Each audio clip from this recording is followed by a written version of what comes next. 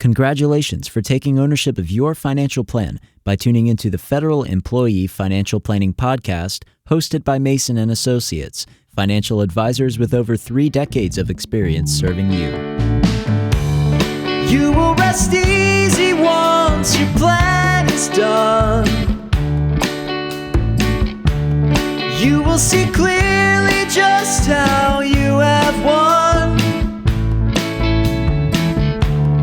Gone are the times where you'd hope and pray. It's gonna be a bright,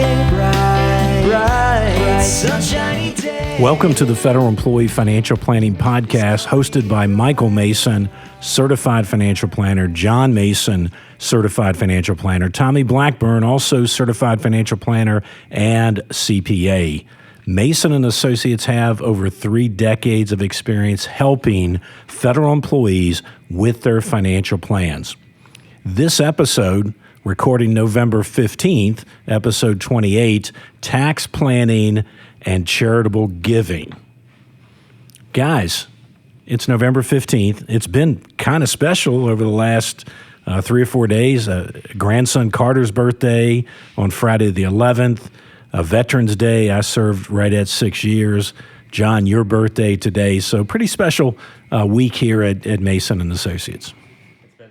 It's been an awesome couple of days. Can't believe I'm 35 years old today and have been here working at Mason & Associates since 2010. So that's going on 12, almost 13 years. So awesome time. We've got Tommy's birthday coming up. And so November is busy. And you left off Penny's birthday. Well, goodness gracious. Forgive me. And for our listeners, Penny's my golden retriever. She's now 7, and she shares a birthday with Carter as well. Wow. So yeah, quite a bit going on here in November. Of course, we got Thanksgiving coming up, which is always fun to look forward to. And I think I'm the day after Thanksgiving, November 25th. I think that is the day after Thanksgiving this year. So quite a bit in November. And yeah, John, when you said to me this morning, when we were chatting and greeting each other, and you just said like, oh man, 35, I had to stop and think for a minute. I was like, that's right. That's where we are. Yeah, I came into business in 1987. I was 25 years old. And I said to John earlier today, I said, can you believe when I was 35, I already had a 10-year-old and an 8-year-old at that time. So it's time flies, man. Well, speaking of the holidays, you guys will probably get a kick out of this. You haven't heard this story yet. So Sarah, my wife, she has been asking Carter, our son, who's now 3, every single day for the last few days, what are you thankful for? What are you thankful for? And they're building this turkey, and the feathers are everything that he's been thankful for. So a lot has made the list. It was like, I'm thankful for cows, pigs, sheep, dinosaurs, all of these things. And we're like, are we ever going to make this list? So it turns out we finally made the list. So Carter is thankful for mom and dad on like day 9. We finally made the list. So we're thankful that we made Carter's list at some point. That's a comfort zone. You know, you're so comfortable with that mom and dad are always right there. You don't necessarily think about. I mean, people sometimes, I won't get too deep in this, make the same mistake with their spouses, right? They just, because they're right there and always right there, should be number 1 on our list. But charitable giving is number 1 on many people's list. And Tommy's the resident CPA in the firm, and he wanted to do, towards the end of the year, wanted to do this charitable giving. So Tommy, let me kick it over to you. Where do we want to start with this? So this episode's probably not going to air until January of 2023. But hey, maybe that way it gives us an entire year to get this process underway in 2023. Of course, as we approach the end of 2022 and we're recording this is really top of mind, a lot of those year-end items that we're trying to wrap up here with our clients and ourselves. So where we kind of really start with this is we don't introduce charitable giving as just something to introduce to our clients. It's usually we determine through conversations with them that this is something they do routinely or it's very important to them. There's some type of desire to do it. And so from there, we want to help you accomplish your goals. And we look and we say, well, is there a tax efficient way we can help you do this? And that could be either because it allows us just to save some tax dollars, and that's just almost the American way of life. But as we talked before this podcast, that also just means you now have more money to control what to do with, which maybe that's more charitable giving. Maybe this just pumps up your ability to give more and more to what's important to you. So that's where we look at it. It's never when we ask the questions to new clients of, hey, is charitable giving something that's important to you? There's no judgment attached to it. We're just trying to see what's important to you, and is there a way we can help you, accomplish even more through some strategies? So good financial planners, and most of what we do in this podcast is trying to help you, one, be your own financial planner, or two, at least know the questions to ask to make sure that whoever you're using as a professional, is good. So today it's really hard when you pick up a tax return to know whether somebody's charitable or not, unless they're big time charitable, because your standard deduction is so high. You may not see that they gave $8,000, $9,000, $10,000 to church or charity. And to Tommy, your point, when we ask these questions, in the introductory appointments and whatnot, we're not asking it to be judgmental. Oh, you don't give anything? We're asking it because maybe that's the only place we can get the info, because it's not readily available in other places. And I think we've found anecdotally as we meet with clients is that sometimes they downplay their charitable giving and they're like, oh, well, I don't really give a lot, and it's $5,000, $6,000, $7,000, $10,000 a year, and maybe that's a lot to some people and not a lot to others. And it's fascinating that especially in new relationships, Tommy, you really have to dig deep. And it's like, well, what do you mean by you give a little but not a lot? Can we put a number on it? Because then I can quantify some tax saving strategies and way we can do this. And the goal is not to get our clients, guys, to give away more money. We just want to help them if they are donating and they are giving away their money. We want to show them a path that does it more efficiently. So not judgmental, and also not trying to get them to give away the house, right? It's just, let's make what you're doing really efficient. What a great point, John, because it is interesting. Really hats off to our clients, I guess I would say, because oftentimes you do get that response of, I don't give much, but the number is somewhere between $5,000 and $10,000 a year. And it's like, well, that's enough for us to talk about some other strategies. And that's definitely more than nothing or not much in our book. So that's always fun to look at. And I think from there, we then kind of begin to layer in some of the financial planning concepts that we may have available. And maybe the best place to start is thinking about this concept of bunching. And if we're not ready to go there, you guys reel it back in. But if we are, let's, Mike, if you could touch on what is this concept of bunching our charitable deductions? Well, based on what we've already said, using that $5,000 to $10,000 a year that we'll typically see, whether it's church donations or charity donations, $10,000, we typically see doesn't get you over the standard deduction. So your $10,000 that you just gave didn't necessarily earn you any tax benefits for doing that.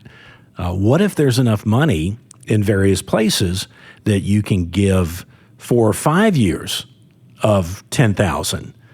Or let me say it this way, if Uncle Sam would let you forward think, I want 10 years of 10 grand, and I'll give you the deduction up front of 100,000. But you don't have to give it up front, to the church. You can spread it out over the next 10 years. So if we bunch it, now all of a sudden it may save us, combined 30% in taxes in that 1 year.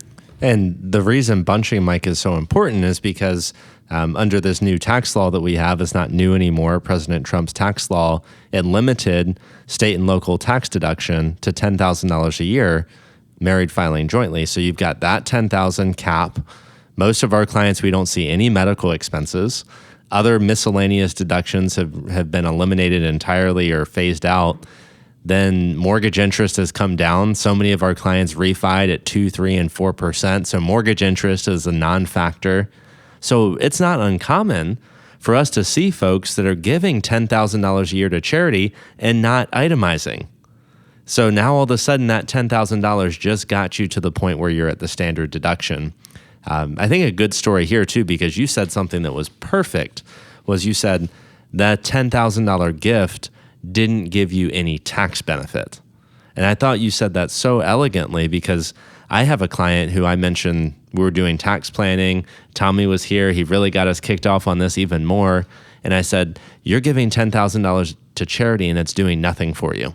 And she looked from a tax and standpoint. thank goodness we were on a Zoom meeting, because I don't think that really came across how I intended it to come across. So it's not doing anything for you from a tax standpoint. So I've become very, very cognizant. Words matter, and I thought you did a good job. Well, good.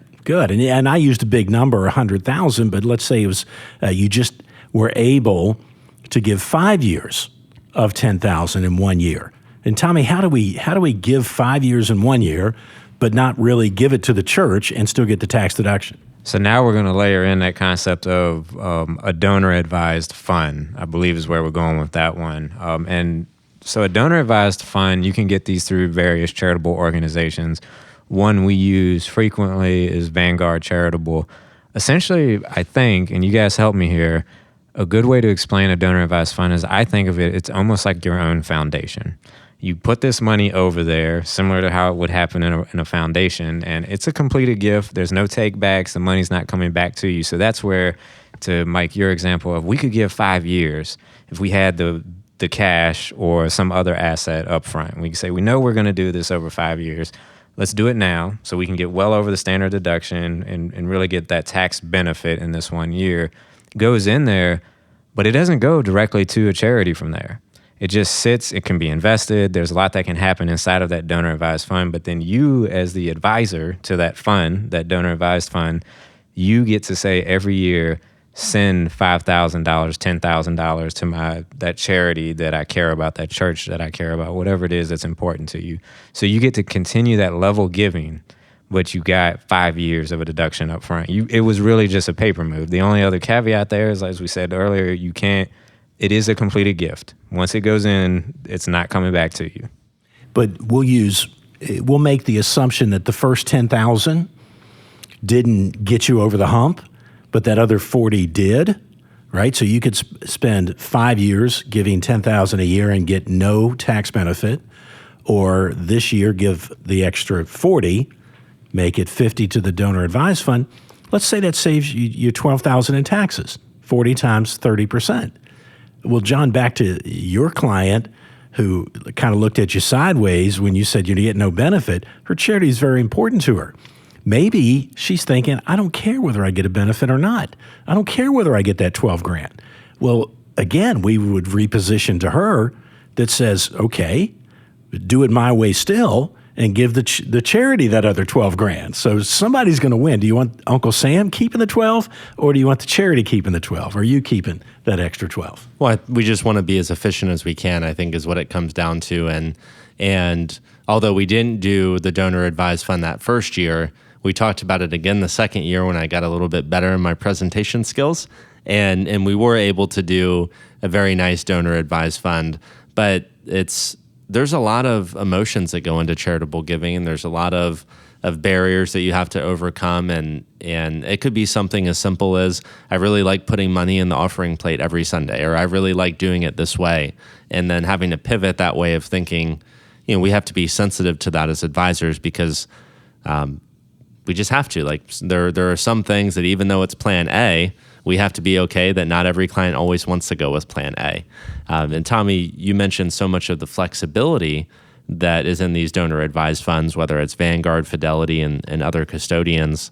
One of the things I like to say is you've given your money away, but you haven't gifted it to anybody yet. That's a good way of putting it. So you've gifted it away, but you haven't gifted it to anybody yet. I think as we're recording this, there's some churches that are going through some stuff, and I know clients have stopped giving to certain churches recently due to whatever's going on politically in that environment.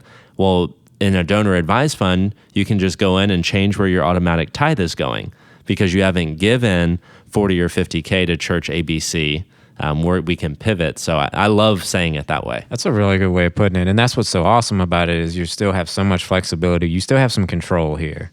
Can't come back to you. You've committed to this money will be given to charity, but you haven't committed to how much and when specifically. There's a pot of money there. It's kind of neat also with these donor advised funds is typically they can be invested in a portfolio.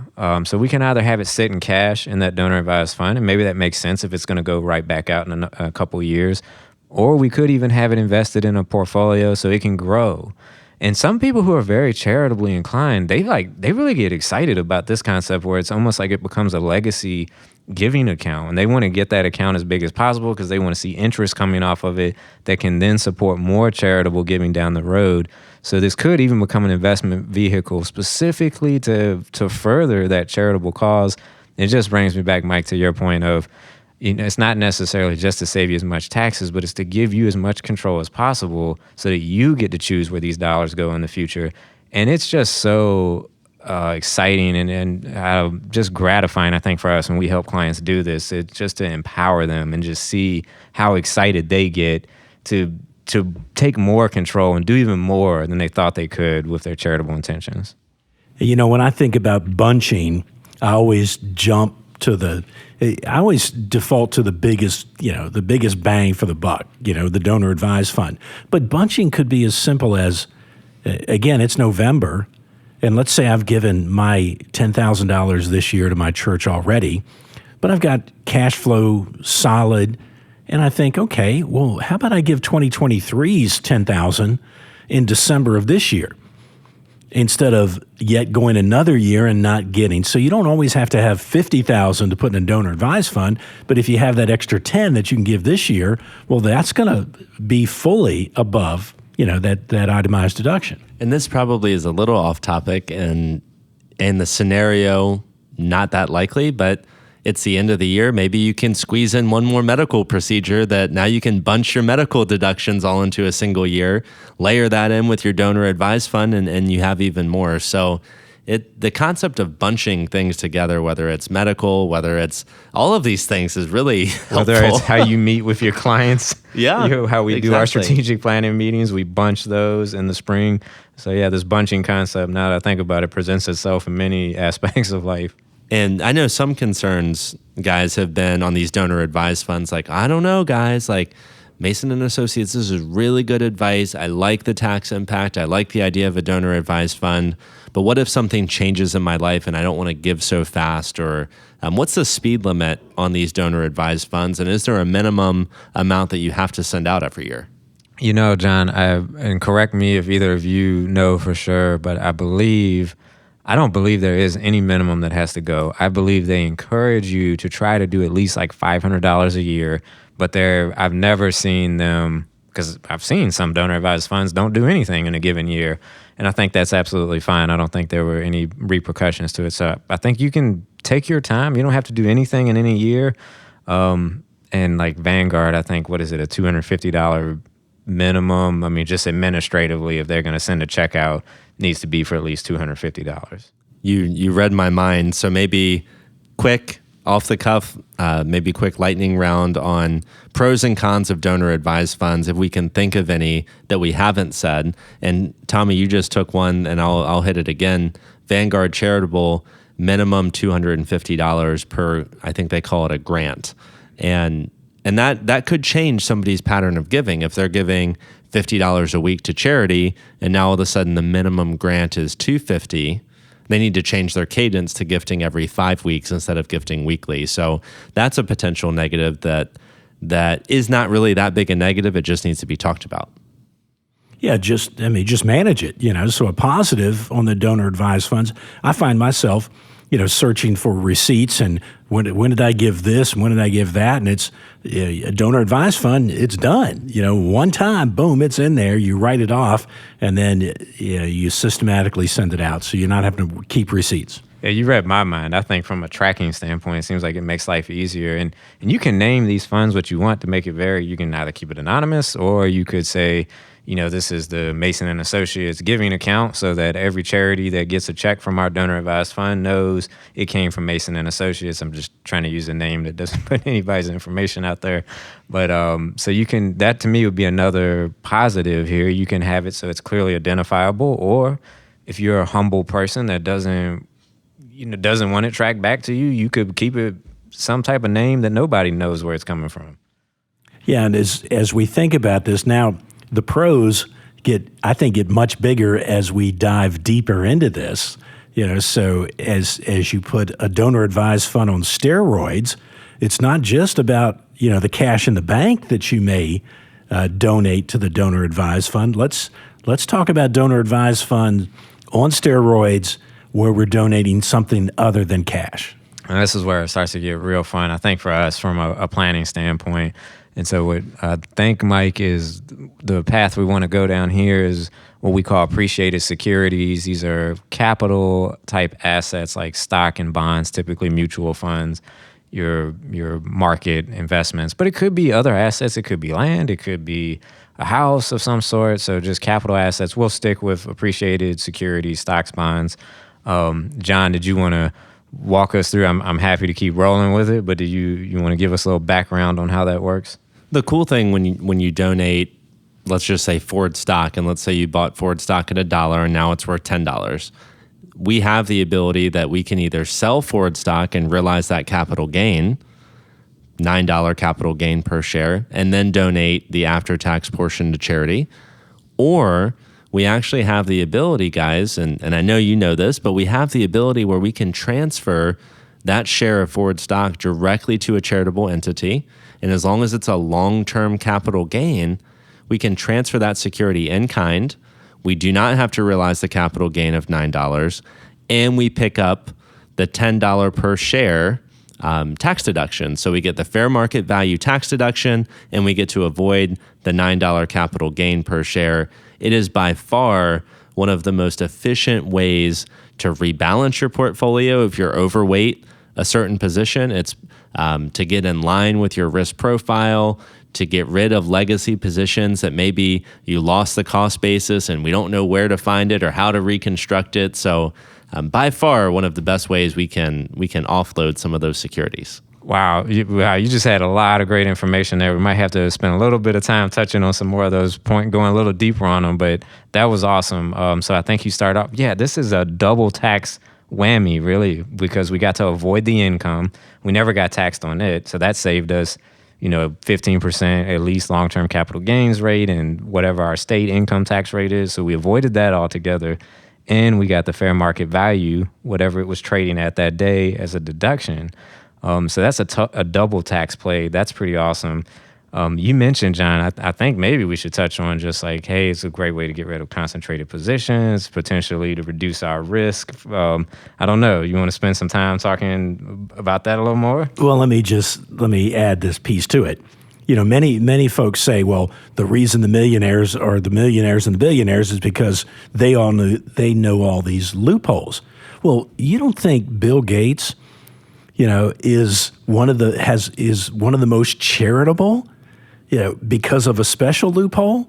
I mean, he's doing the same thing. He's giving away, I'm not in his financial plan, but he's giving away highly appreciated Microsoft stock that if he sold it, and tried to position it, he's going to get hammered for those gains, where he can give it to a charity, he can be the hero, and get a tax deduction on it at the same time. You can do the same thing, maybe not at $1 billion, but you can do the same thing. Yeah, there are some limitations, whether we get into it or not, some income limitations on this. Sometimes we even position it to clients where if they've been holding that Microsoft stock, for example, since it went public and it's appreciated quite a bit now, you could, at a minimum, just give that and buy it back.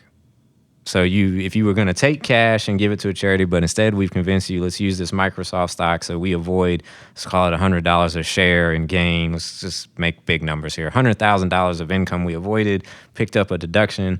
Well, we still could take that money you were going to send to the charity and go buy Microsoft stock again. The reason we would do that is just to reset your cost basis. So at least now we don't have a huge tax bomb when that stock is sold. Now, that's not what we would advise typically because we want to diversify our holdings.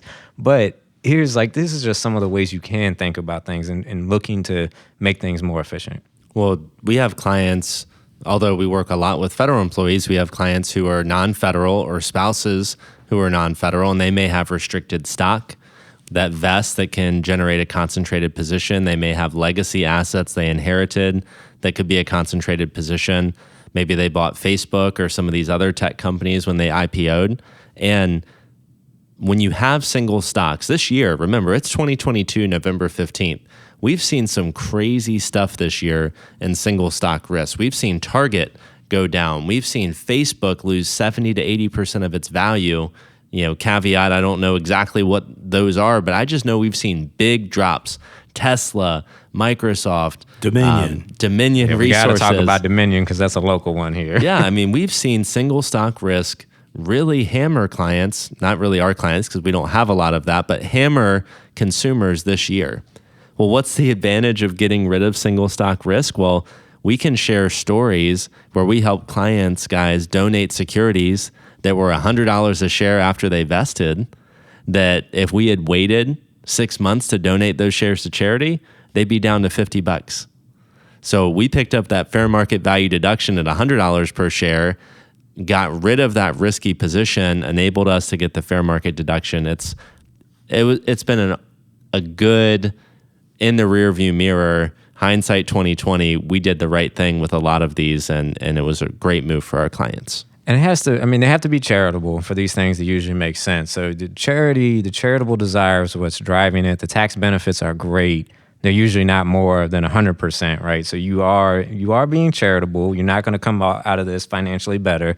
This is just ways you're better off than if you hadn't done it this way. So tangent alert, Tommy. So we're talking giving money to charity, and we're talking about donating securities to charity. So I think we've said, if we haven't, I'll go ahead and say it. We can donate highly appreciated stock to donor advised funds or directly to entities. So you have both options. Donor advised fund gives you those additional flexibilities. What if, and maybe Mike, I can throw this to you. What if you wanted to donate money to your children? Maybe your children are buying a house, or you're wanting to gift assets to your children, and you have some highly appreciated stock. What would be a good idea if little John wanted to buy a house? I know where you're going. We did this specifically this year with, a person high up in a corporation, bonused a whole lot of company stock, wanted to give some money to his children to get them started. And he could have husband and wife, either given the money out of a bank account, or they could transfer stock that if mom and dad were to sell it, it'd be in the highest capital gains rate.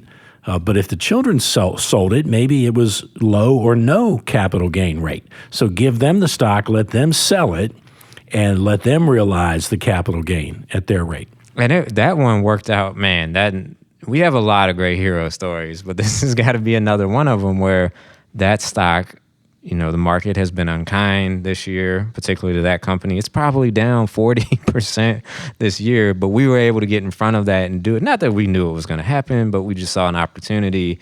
And in hindsight, that gift happened when the stock was still worth way more.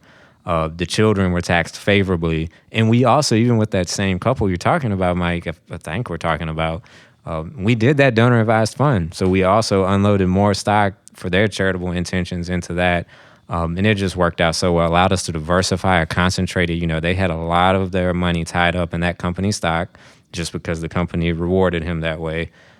Just great tax efficient planning, helped them help their kids out to buy those first homes, helped them meet their charitable desires. It was just solid all the way around. We've seen that with a number of stocks. Dominion, I know we mentioned, we've done a lot of gifting with Dominion this year, and it was at a high, I think, at some point this year, and it's at least $20 a share less when I was looking. Maybe from 85 down to 58 I think is about where it is. So, as we were preparing for this, and I think it's in line with everything we're talking about, and I had made one note to myself to bring up. I think it's a good time. Don't wait until you die. And as we think about our clients and their ability to donate to charities and help their children, having a really good financial plan allows our clients a peace of mind and empowers them to maybe donate a little bit more to charity, or donate to the building fund rather than just their monthly tithe, or help their kids with their down payment. So donating to charity, helping your family, having that financial plan, guys, makes me feel really good knowing that we can empower clients to do those things today rather than saying, well, one day when I die, my will says ABC. Yeah, and then you live to 95 and bury one of your children at their age 65, and you could never change their lives. So, but that's even bigger than charitable planning. That's financial planning to know that you can do this. So, Tommy, I'm going to tee the next subject up for you. I'm 61 years old. Let's say I'm giving $10,000 a year to church right now, and I've got the money to put $90,000, 9 years worth of $10,000 into a donor advised fund. Let's say I had the ability to put 15 years, but I make a decision to only put 9 years, only $90,000 into a donor advised fund. Why would I make that decision? What would my next trigger be? Well, let's see. If you were 61 and we're thinking 9 years is where we want to stop at, that puts me at about age 70 and a half would be the magic age we're looking at there. What I believe you're looking for is what's called qualified charitable distributions. You are eligible to begin those at age 70 and a half, and those come directly from an IRA to a charity. So it's never made out to you, goes directly from your IRA, so pre-tax money, to a charity. That's a tax-free distribution. You can only start this at age 70 and a half. It has to come from an IRA. And if we think about it, money went in, it was never taxed. It gets to come out, it's never taxed. We don't get a deduction on our tax return, but we also never have the income hit our tax return, which to us, that's a more beautiful thing, truthfully, than getting a deduction somewhere on the tax return, because a lot of things are ran off of different numbers on the tax return before deductions ever show up. It's like Medicare premiums, like how much of our Social Security is taxed. Back when we were doing these tax rebates during COVID, those were tied to what was your adjusted gross income. And so if you had money coming out of an IRA first and hitting your tax return, that can really blow all of these things up.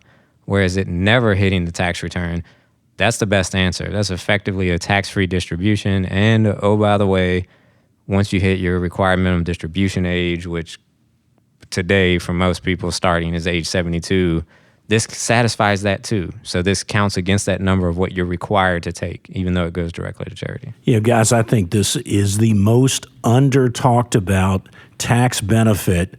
And it's not just a tax benefit, it's a charitable benefit. And it's the most under-talked about benefit in America. If you're listening to Wounded Warriors commercials, you'd really like them to put in a blurb and say, how about you give from your IRA? We need to educate America on this, because you've put this money in pre-tax. Let's say you have so much in your IRA that there's a $30,000 required mandated distribution, and you take that and then you give 10 of it to your church. Well, that $30,000 may just have put you into the second or third tier of Medicare premiums. It may have made more of your Social Security taxable, when all you had to do was give $10,000 or $15,000 to your church directly, and then you stay under those limits. It's the most under-talked about tax benefit in America. And with our new higher standard deductions, I guess as John said, not necessarily new anymore, but under the current tax code, we're talking about probably $26,000 would be our standard, and then we get our over age 65s. Maybe that gets us up to $28,000 or $29,000 of a standard deduction. My point here is if you took the money out of the IRA, then gave it, you may still not get a tax benefit because you may still be under the standard deduction. So even more power to why to do it this way. This is definitely, I'm with you, Mike. I think all of us want to just scream from the rooftops that this is such an underutilized tool. To make income just go poof, like it never happened, is a pretty awesome opportunity.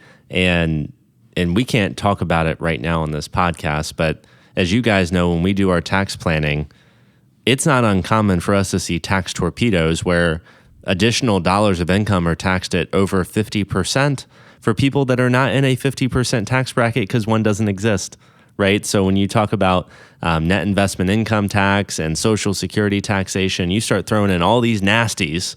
All of a sudden, because you did this the wrong way, you lost the deduction, and that may have been taxed at an additional 50% when you were thinking you were in a marginal rate of 22 to 24.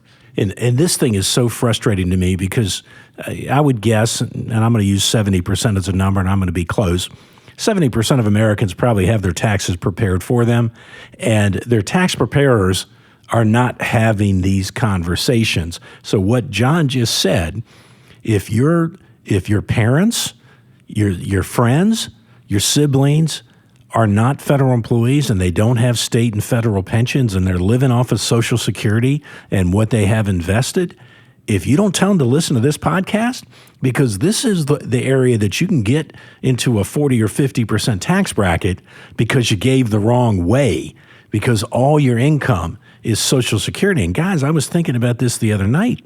Social Security, come January of this next year, is going to have had a 15% pay raise, over the last 2 years. We're starting to see people that have delayed Social Security to FRA, full retirement age, and maybe even 70, having close to $60,000 of Social Security checks if they've delayed it that long. And if that's all you have and your spouse is similar, you could have $100,000 to $120,000 of Social Security income. And if you're doing your giving the wrong way, you're making that taxable when it wouldn't have been otherwise. That situation you just laid out, that's a very powerful one, and that's very good planning. And the reason I say it's powerful is because, we could very quickly go from $100,000 of tax-free income to a very bad tax situation, because as we start layering in more income, as John was alluding to in that tax torpedo, we could be hitting some 50% rates there. It's an awesome place to be, but it really requires some work once you get there to keep that tax situation under control. Can we circle back real quick, Mike, to what you had said on wounded warriors and these commercials? And, there's not a lot of advertising out there on donor-advised funds. There's not a lot of advertising on qualified charitable distributions or transferring highly appreciated securities. Most of it is, give me your credit card, we'll charge it monthly, or we'll pick it up weekly at a tithe, or, maybe you should consider putting us in your will, and you can do a bequest. And I have had a client, I'll just give you a scenario, kind of made up, but true. And, I'm just going to leave, I have it in my will, XYZ charity is going to get $100,000 at my passing. Well, what if the financial planner in me says, I've read your will, I've looked at your assets, your charity is going to get nothing. I don't care what your will says. What am I talking about? And why are these things like bequest and thinking about leaving assets via will why are charities making a mistake here? Well, first and foremost, the will typically doesn't control most people's assets, beneficiaries, ownership. If I've named, Tommy and John, my beneficiaries, and my will says, boy, I'd really like, York County Baptist Church to get $100,000. Well, there's no $100,000 in my estate to give to them because the beneficiary trumped it. Good financial planning would avoid pretty much anything going through that will. So we may not be anything in that estate, to your point. Especially as now most Americans have their wealth in tax-deferred or tax-preferenced retirement accounts as single owner, my IRA, my Roth IRA. Maybe before, if you had just a normal brokerage account at your house, you actually had not a taxable estate, but a probate estate where that will would have actually controlled something. But in this day and age, it's pretty rare. Hey, guys, I think we should wrap this up with any kind of lightning round as we go around once or twice. Most important things to take from this podcast. If we didn't get a chance to cover it too much, I'll just say that because of QCDs, that's a reason when we're doing Roth conversions, we may limit the amount of Roth conversions we do because we don't want to pay taxes on something that we're going to give to charity that's never taxed on it. Same thing when we're thinking about leaving stuff at our death. Let's leave an IRA if we're going to do it that way, or part of our IRA, because that way our heirs can get something that's, tax preference. The charity gets an asset that it's all the same to them.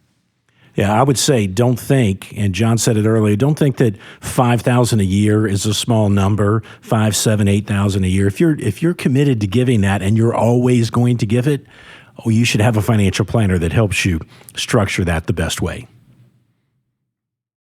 I'll jump in here. I would say you should have a financial planner that's just as excited about helping you with your charitable giving as you are.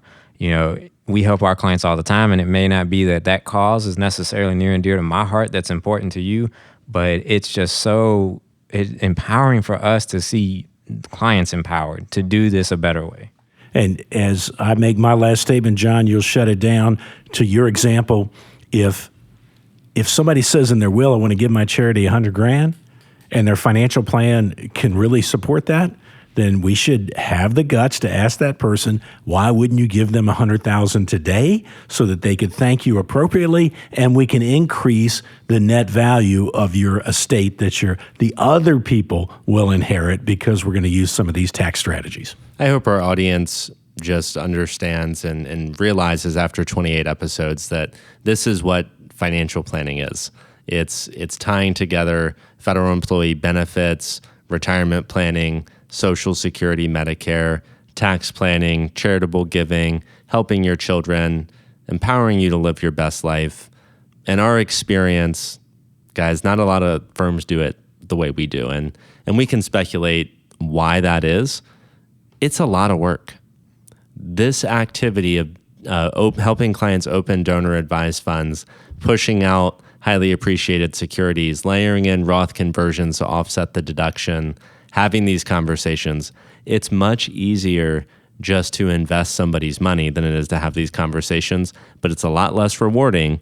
And we just hope that if you're listening to this podcast and you're working with somebody that's only managing your money, that you look for somebody better. You look for somebody who's going to take that next step and help you live your life and help your financial plan live your full life to its full potential. Folks, this has been another episode of the Federal Employee Financial Planning Podcast. Thank you. We're enjoying those emails we've seen come in to masonfp@masonllc.net. It's been an awesome year. We're winding down 2022. We thank you for your service as federal employees. We thank you to our veterans who are now federal employees for your service. And we'll be back with you on the next episode of the Federal Employee Financial Planning Podcast. will rest easy once your plan is done. You will see clearly just how you have won. The topics discussed on this podcast represent our best understanding of federal benefits and are for informational and educational purposes only and should not be construed as investment, financial planning, or other professional advice. We encourage you to consult with the Office of Personnel Management and one or more professional advisors before taking any action based on the information presented.